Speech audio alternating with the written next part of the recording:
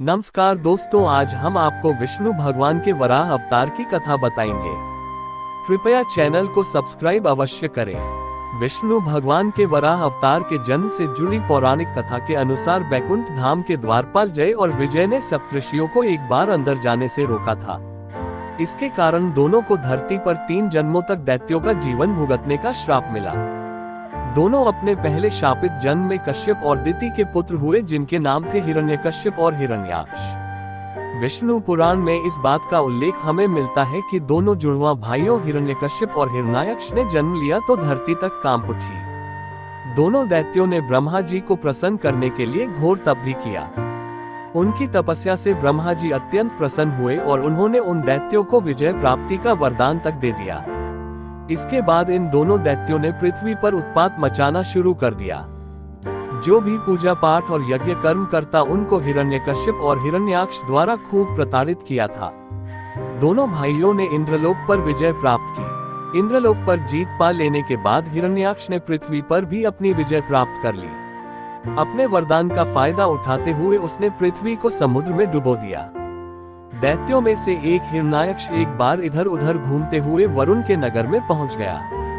पाताल लोक में पहुंचते ही हिरण्याक्ष ने वरुण देव को युद्ध के लिए ललकार लगाई। इस पर वरुण देव बोल कि मेरे अंदर युद्ध करने की अब कोई इच्छा नहीं रही है। यदि तुम्हें युद्ध करना है तो भगवान विष्णु से युद्ध करो।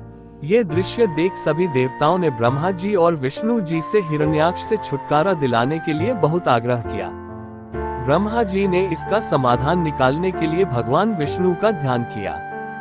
ध्यान करने के लिए दौरान उनकी नासिका यानी नाक से भगवान विष्णु के वराह अवतार की उत्पत्ति हुई। इस तरह भगवान विष्णु के वराह अवतार ने जन्म लिया। दैत्य हिरण्याक्ष ने वरुण देव की बात सुनकर विष्णु जी से युद्ध करने के निश्चय किया। इसके लिए उसने देवर्षि नारद से भगवान विष्णु का पता पूछा ताकि वह युद्ध के लिए ललकार सके। देवर्षि नारद ने उनसे कहा कि नारायण इस समय वराह रूप धारण किए हुए हैं और वे पृथ्वी को समुद्र से बचाने के लिए गए हुए हैं। ये सुनकर हिरण्याक्ष तुरंत ही उस मार्ग की ओर निकल पड़ा, क्योंकि पृथ्वी को समुद्र में रखे जाने का ये कृत्य उसी ने किया था। अब हिरण्याक्ष उस स्थान पर पहुंच चुका था। वह उस स्थान पर पहुंचकर देखता है कि विष्णु के वराह अवतार पृथ्वी को अपने साथ ले जा रहे हैं। ये देश देखते ही वह वराह अवतार से युद्ध करने के लिए कूद पड़ा। विष्णु के वराह अवतार और हिरण्याक्ष के बीच भीषण युद्ध हुआ और इस युद्ध में वराह ने दैत्य हिरण्याक्ष का पेट अपने दांतों से फाड़ डाला। इसके बाद वराह अवतार ने पृथ्वी को समुद्र से उठाया और उसके मूल स्थान पर फिर से रख दिया।